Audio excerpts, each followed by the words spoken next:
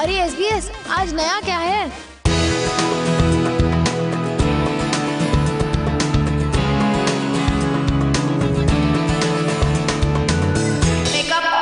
Makeup दादा, आपका makeup है क्या इधर? हाँ, आप आइए ना, आप इधर बैठने के लिए आई हैं क्या? नहीं ना, तो आइए, टच कीजिए। Mirror, mirror.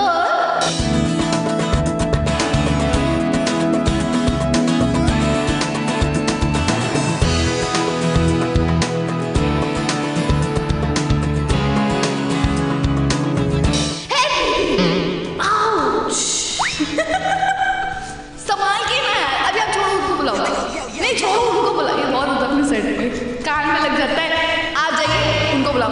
दीदी कहाँ है, उनको बुलाइए। जो बेरे बोल रहे बिना पूछे जो अंदर रहे वो बाहर खटिया में लगते थे, ये बात में गांठ मारता।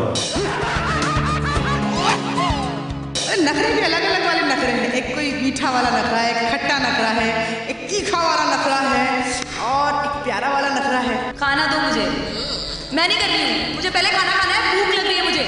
मैं कर ही नहीं सकती एक्टिंग। नहीं, मैं कुछ नहीं सुनना चाहती, मैं जा रही हूँ। गीता दाई, गीता दाई।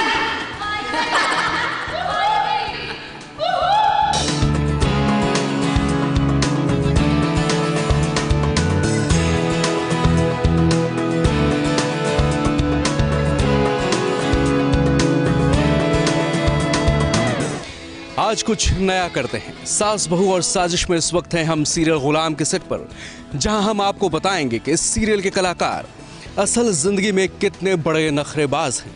जी हां, सही सुना आपने, कितने बड़े नखरेबाज। जानना चाहेंगे आप? तो आइए हमारे साथ। गुलाम के सेट पर नखरेबाजों की कमी नहीं है, एक से बढ़कर एक नखरे वाली हैं यहाँ। खासकर मेकअप को लेकर तो नखरे हजार हैं। नीति टेलर यानी शिवानी की माने तो उन्हें मेकअप वाला नखरा तो नहीं, लेकिन कलाकारों के नखरे हजार हैं। आई थिंक तो पहली चीज़ तो बिकॉज सब एक्टर्स ऐसे होते हैं, मेकअप दादा टचअप। और मैं एक लौती बंदी हूँ जिसके कितना भी टचअप मतलब करो भी मतलब मैं ऐसे कर रही होंगी। नहीं करना ना, इट्स ओके, कर लेती हूँ मैं। इतने सीन्स में ऐसे विदाउट लिपस्टिक विदाउट पफ ऐसे खड़ी होती हूँ, मेरे को कोई फर्क ही नहीं पड़ता। लाइक ठीक है दीदी, आउच। संभाल के ना यार, अभी आप छोड़ो उनको बुलाओ। नहीं छोड़ो उनको बुलाओ, ये बहुत होता है अपने सेट पे, कान पे लग जाता है। आप जाइए उनको बुलाओ। दीदी कहाँ है, उनको बुलाइए। अंत नहीं है, अंत नहीं है। एक बार ऐसी चीजें कैप्चर करना चाहिए ना आपको। नखरों का सिलसिला अभी जारी है और अभी आप आगे आगे बहुत सारी नखरे बाज को देखने वाले हैं हमारे सेट पे। जरा सुनिए मालदा वाली और रश्मि क्या कह रही हैं अपने असली नखरों के बारे में।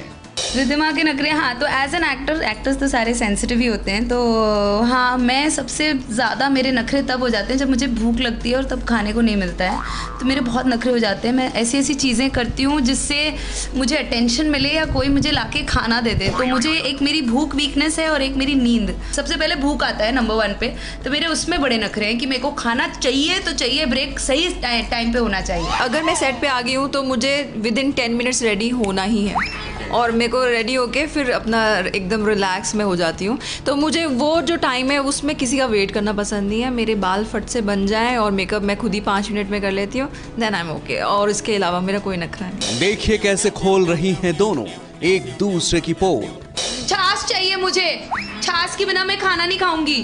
छाछ चाहिए, कब से बोला है स्पॉट दादा, स्पॉट दादा, स्पॉट दादा, छाछ लेकर आओ। मेरे से रोटी नहीं जा रही अंदर, साथ में खाना खाती हूँ और छाछ चाहिए मुझे। मैं बैठी हूँ, आपके लिए ही वेट कर रही हूँ भाई। सेट से बाहर आ चुकी है तो ये बोलती है अच्छा मुझे तो नाश्ता दे दो। कोई बात नहीं, मुझे तो नाश्ता दे दो, ब्रेक हो जाएगा। मैंने कहा था ना आपसे, मतलब I was right about my नखरा। ये एवर रेडी है। हाँ भूख, इसको मतलब ब्रेक हो या ना हो, भाड़ में जाए सब लोग, इसको नाश्ता लाके दे दो। मैं अकेले खा के हैप्पी होती हूँ और फिर बाकी सबके साथ फिर से खाती हूँ। वैसे सारिका और नीति एक दूसरे की बहुत अच्छी दोस्त हैं और सारिका ने नीति के नखरों को कुछ यूं बयां किया। नहीं देखो, नखरे हम दोनों के बिल्कुल भी नहीं है, ये बात तो सच्ची है। हाँ लेकिन थोड़ी छेड़खानी जो रहती है वो ये सब बहुत करती है। ये देखो, ये और इस चीज से मुझे बहुत नफरत है। तो आपको पता नहीं है, लाइक आई हेट इट। आप आराम से खड़े हो, मतलब आपसे मैं बात कर रही हूँ, बीच में धक्का मार देगी। और शॉर्ट के बीच में भी ये सब करती हैं। अदरवाइज ये सही है, अदरवाइज ये सही है, धक्का मारने में नॉट सही ना। एंड वॉच इज हर जो वो करती है, नहीं वो जो करती है, ठीक है, खड़े खड़े ट्रिंग। तो वहीं वीर और गुलगुली से जब हमने नखरों के बारे में बात की तो उनके दिल का सारा गुबार निकल आया। नखरे को लेकर वीर सबके निशाने पर थे। आपके हिसाब से अच्छा नखरे कौन देता है और किसके नखरे सबसे भारी यहाँ पे? सबसे भारी तो वीर के नखरे है, मतलब हर चीज़ के लिए चिल्लम चाली होती रहती हैं एंड सबको वेट भी कराते हैं वो बहुत। सो आई थिंक उनके नखरे बहुत ज़्यादा है, हर चीज़ में प्रॉब्लम होती है और हर चीज़ में डिस्कशन। तो हम सब आर्टिस्ट एक तो पहले पहुंच जाते हैं, वेट कर रहे, अच्छा आ गया अभी डिस्कशन, ओ अच्छा ओके वापस चल बैठ ही जाते हैं, कुछ 1 आवर हाफ एन आवर इतना वेस्ट हो जाता है। तो हाँ, कड़वा वाला नखरा वीर साहब का है। सीन में कोई बोलना नहीं चाहिए, जब वो शॉट कर रहा है तो सब चुप, जरा सा भी कुछ वो तीसरे कमरे के चौथे में से एक ठक की आवाज आएगी तो किसने आवाज की? असल जिंदगी में आप कितने नखरेबाज हैं? ये मैं कैसे बताऊं कि मैं कितने मैं शर्मा जाता हूँ ऐसी बातों पे तो।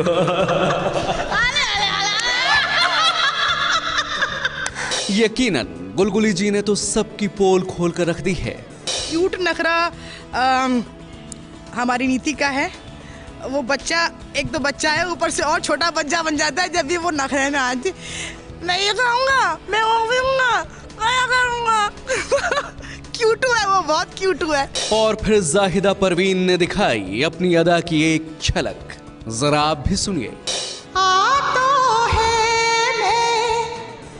गले से लगा लूं, लागे ना किसी की नजर, तो है छुपा लूं, बड़ा नटखट है रे कृष्ण कन्हैया, का करे यशोदा मैया रे, बड़ा नटखट बहुत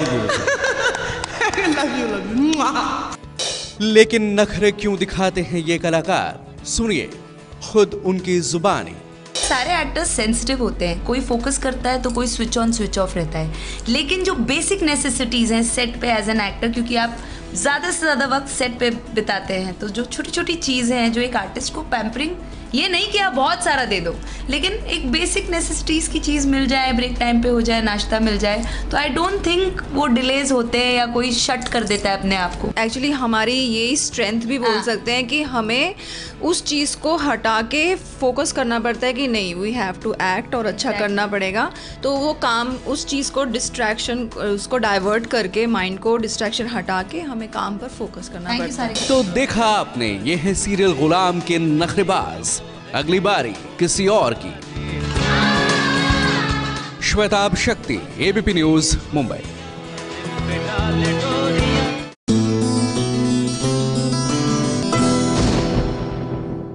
ये है एबीपी न्यूज, आपको रखे आगे।